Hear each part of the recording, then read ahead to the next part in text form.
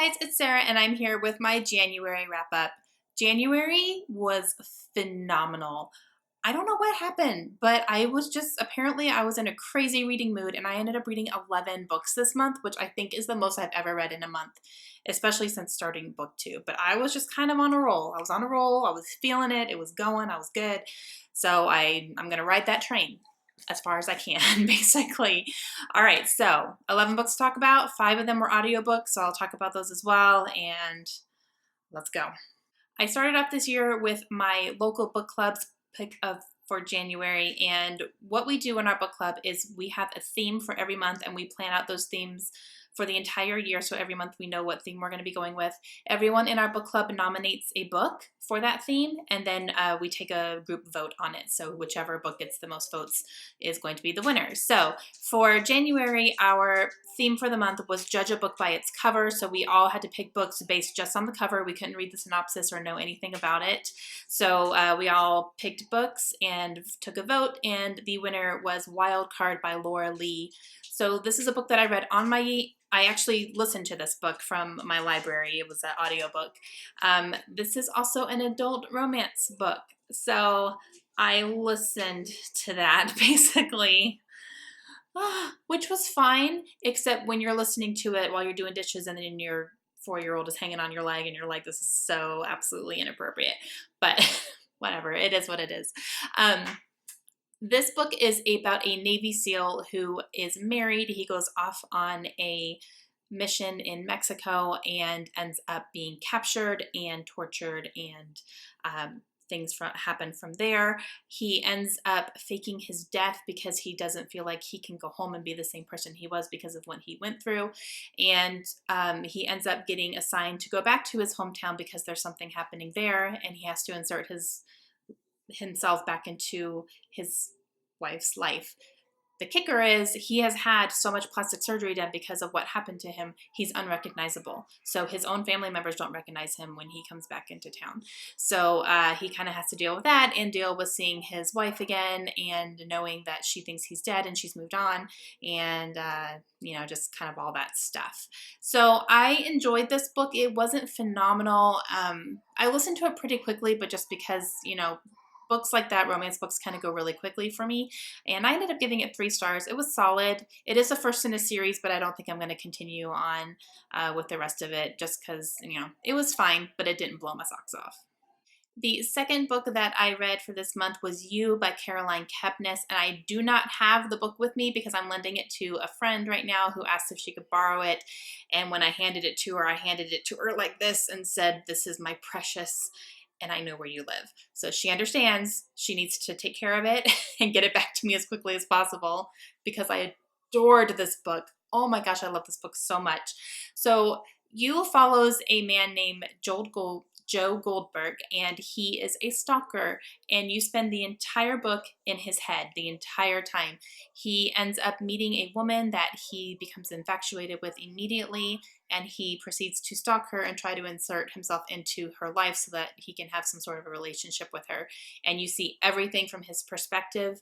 You see him rationalizing all of his actions. You see him viewing all of the people in her life as enemies and what he needs to do to get rid of them. And I found myself completely justifying everything he was doing. And like, this side was going, yes, Joe, go. You do whatever you need to do to be with Beck. You just do it. And this side was like, no, this is wrong. This is bad. So it was, oh my gosh. I loved it so much because it made me really battle with myself about, what's right and what's wrong and what's justifiable and what isn't. But it was so good.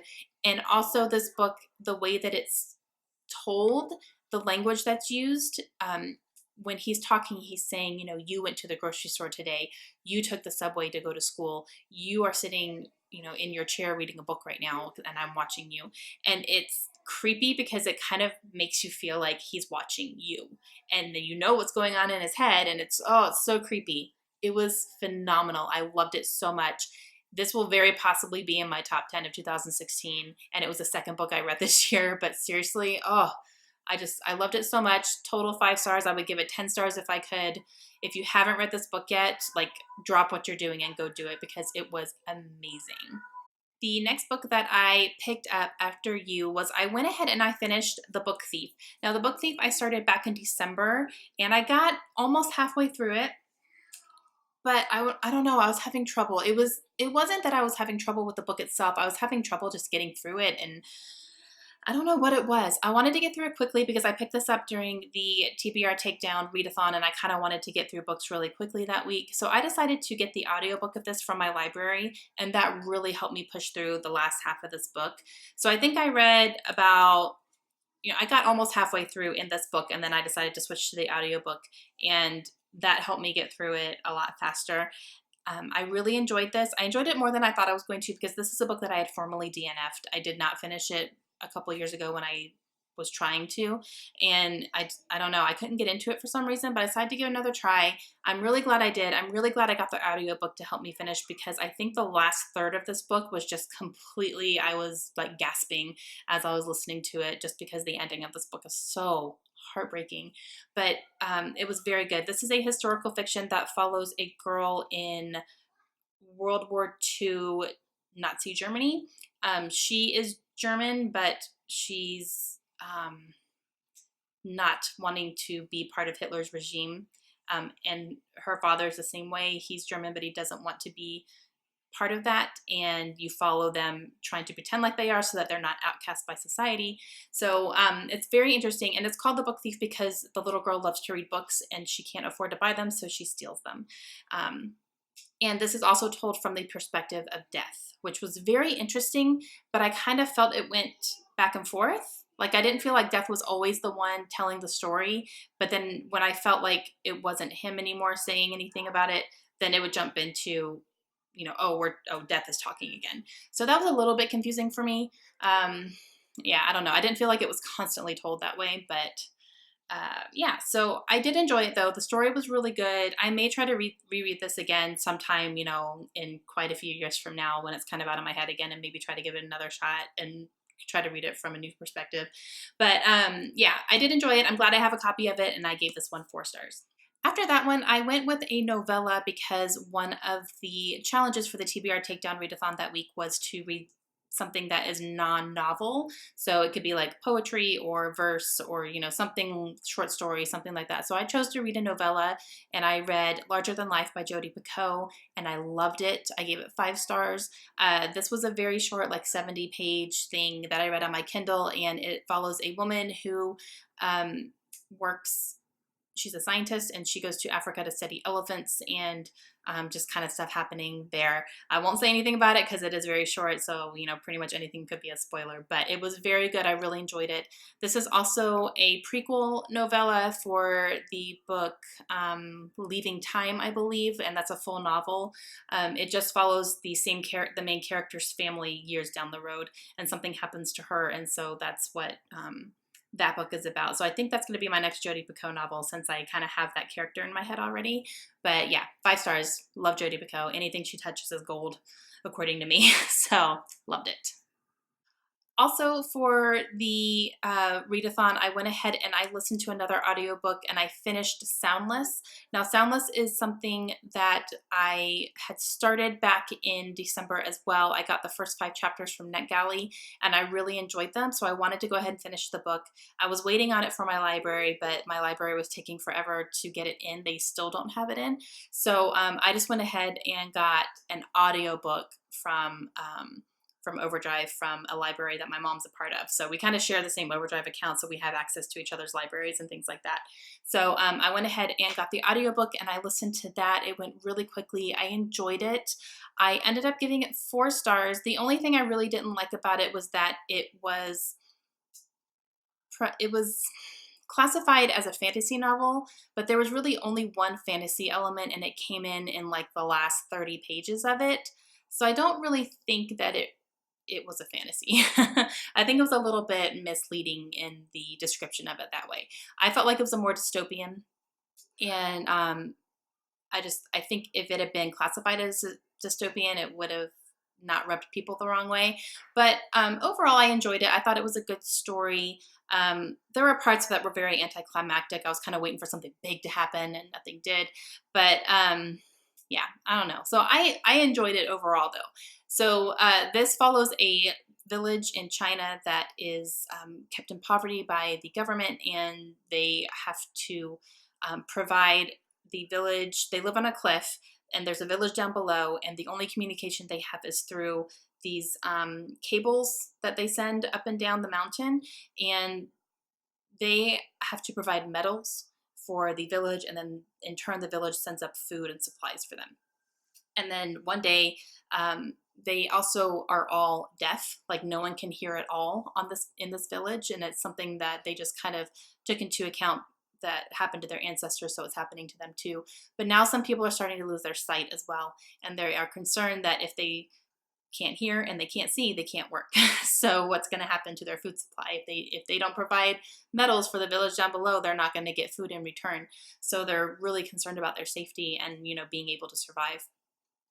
So one day, our main character and another person decide to make the trip, the very dangerous trip down the mountain, to find out what's happening and find out why some of their supplies are being limited now when they shouldn't be. So it kind of follows that whole thing. Like I said, I really enjoyed the story of it. I thought it was a really good dystopian type thing. And yeah, 4 stars for me. It wasn't the best thing I've ever read, but I still enjoyed it.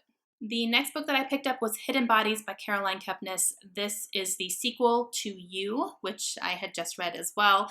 And I actually got an early copy of this from NetGalley, so I was very, very grateful to the publisher for approving me to get it because I loved You so much. And this book comes out on February 23rd. I am going to have a full series review up later this week, so I will talk about both You and Hidden Bodies.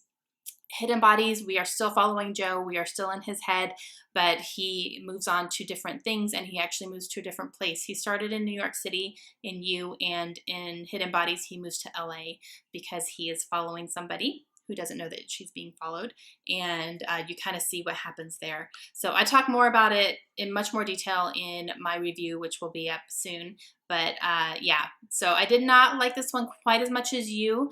I still love the character of Joe. I still think he's just so crazy and messed up, but I still love him. And to see him in a different environment was very interesting, and to see him forming relationships is interesting because in You, he already had some relationships that were developed. He already had friendships going and things like that. But you really saw how he chose his friends and who he wanted to be friends with and why, and how it was benefiting him, and just kind of things like that, and how he gets people to trust him when nobody should trust this man. But still, it was very good. I gave this one 4 stars, and I hope she writes another one. I really hope so.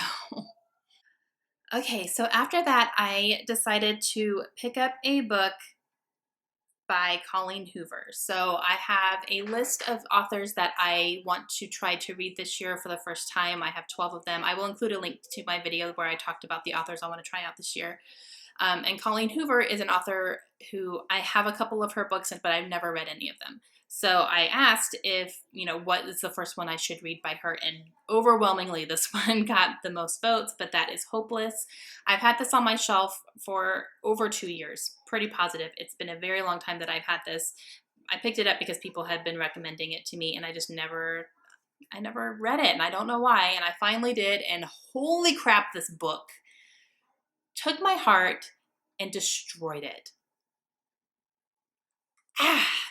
It broke my heart, and I can't go into detail because you don't want to know anything about this story. I can tell you a little bit. So it follows a girl in high school who was adopted, and she spends her whole life homeschooled, and then her senior year, her mother agrees to let her go to public school because she's kind of been begging to go to public school and kind of experience that, before she goes off to college and is in the real world. So she does this.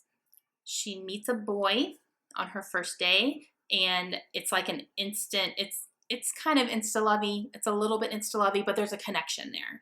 And she can't explain it, and she doesn't know why. And then he's popping up all of a sudden. She meets him one day, and then all of a sudden, like, he's everywhere all of a sudden. She was like, you've lived down the street from me for how long, and I've never met you before, and now all of a sudden you're everywhere. So it's a little insta-lovey, but it's explained very well on why that is. Because at first I was kind of like, oh gosh, insta-love, blah, blah, blah. I don't normally enjoy that type of thing, but based on what happens in this story, it makes sense. It makes sense why they had that instant connection, and I can't say anything about it, but oh my gosh, it's so good. It broke my heart, and I could not read it fast enough. I think I read this in 2 days. I was just like speed reading through it because I had to know what was happening and what was going on.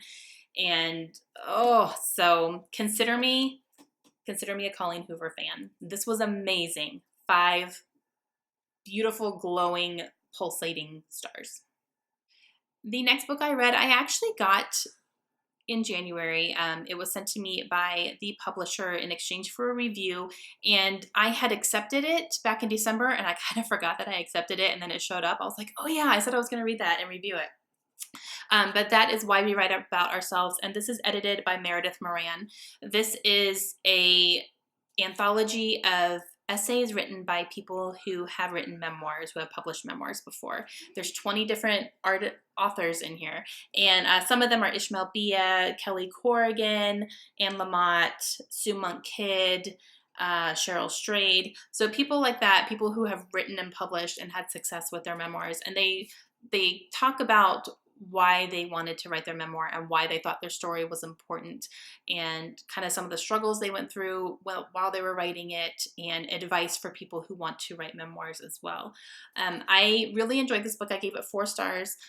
There were some that I loved, and then some that were kind of okay, and then some were that, I've already forgotten. But I do have a full review up for this, and I talk about which ones I enjoyed and why, and then which ones I didn't enjoy and why. So I'll leave a link to that down below if you want to see my full review of this one. But yes, I enjoyed this one. So thank you, Penguin, for sending me this. The next book that I read, I listened to an audiobook as well, and this was the pick this month for the Reads with Friends Goodreads group that I'm in, which is hosted by Shannon at Leaning Lights. And it's basically a monthly read-along. They do 2 a month, and I decided to listen to one because it was already on my TBR anyway, and that is Burial Rites by Hannah Kent. This is a historical fiction about the last woman to be executed in Iceland. And this was actually based on real events and real people, and like these kind of things actually happened. Although it is a historical fiction, some of the things are elaborated or, probably thrown in there and things like that. But I enjoyed this a lot more than I thought I would. The audiobook was very good. The narrator was wonderful, and I was able to follow the story really well. Historical fiction is the genre that I probably have the most difficulty either getting into or following. Sometimes I get confused about what's actually happening, or sometimes it's just really slow. But this one I actually really enjoyed, and I'm really glad I read it. But you follow this woman, Agnes, who is on trial / death row for helping commit murder, and you kind of find out exactly what happened throughout the story, and then she is sentenced, but they don't have anywhere to put her, so they stick her with a family on a farm, and you kind of see their bond form, even though the family doesn't necessarily want a murderess on their land, but they don't have a choice because the government said you're going to do this or you're going to suffer. So you kind of follow that up until when she is scheduled to be executed. But it was a very good book, and like I said, the audiobook was great, and I gave it 4 stars. The next book that I read is called Beside Myself by Anne Morgan. This is another book that I got from NetGalley, and it is already released, so it's already out. But this one follows 2 identical twins, and when the book starts out, they're very young. I think they're like 5 or something like that. And they decide one day to play a trick on people, and they thought it'd be funny to switch places. They are so identical that, their family can tell who they are because personalities and things like that. But, other people have a really hard time telling them apart. So they said, wouldn't it be funny if we switch places and play tricks on people? So I have to act like you and you have to act like me, and we have to do all these things. So they do that for a day and thought it was so funny, until one of them said, no, we're not switching back. I want to stay you for the rest of my life. And you kind of see how things go from there. This book switches back between chapters. One chapter's in the past, one chapter's in the present, so it kind of flip-flops, and the past things just kind of go through each of their lives, and it skips years, and you kind of see how their progressing. It's mainly how one of them is progressing. The other one, you don't get much, it's not told from her perspective, but you see the one who wanted to switch back, but her sister said no. That's whose perspective you're following. And it turns out that she kind of goes a little crazy. So she, starts out her life as one person and then is forced to switch to another person, and it does things to her, psychologically. They also don't have the very stable home life, so that doesn't help. But you kind of see her go throughout her years and how she's handling it and things like that. I ended up giving this 3 stars. It was okay. There were parts that were definitely like really good and I was flying through it, but I got about 70% through it, and then it kind of became a little bit torturous. I felt like it was too long. I think that things were over explained a lot. Like it took 3 paragraphs to describe something when it could have been done in 3 sentences. So that part kind of made me go like, "Oh, okay, hurry up." I was skim reading some of those types of details and things like that because I just didn't feel like they were necessary. But overall, the story was good. It was a very interesting premise, and just seeing how she reacted to being forced into the situation in her life and how it affected her life overall. And yeah, so 3 stars for me. It wasn't phenomenal. It was good. It was good. And the last book that I read in January is another audiobook, and that is Small Favor by Jim Butcher. This is book number 10 in the Harry Dresden Files book series. So I'm not going to say too much about the premise because it is number 10 in the series, but it's the first time that I have listened to a book in the series on audiobook, and I will never go back to reading it now. Like, I have to listen to all of them because they are so good. The narrator is fantastic. And I'm finding myself really wanting to listen to it constantly. I'm like, what can I do where I can listen to my audiobook as well? It's so good. But I love this book. I gave it 4 stars. Most of the Dresden books get 4 to 5 stars for me because I love them so much. They're urban fantasy. It follows a wizard named Harry Dresden, and he lives in Chicago, so it's modern day type things and just what he's getting into, and so good. It's so good. And the audiobooks are phenomenal, and I will forever listen to them now. Like, I'm not going to go back to reading them. I'm going to listen to every single one from now on. Okay, guys, that's it for me. So sorry this was so long, but I had 11 books to talk about. And it helped that I had the TBR Takedown Readathon this month as well. That helped me get through a whole lot of books in a short period of time. That was amazing. It was the best I've ever done in a readathon so far.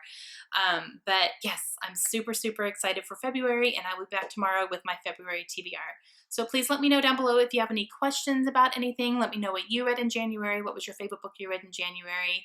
And I will talk to you guys again soon. Have a great day. Bye.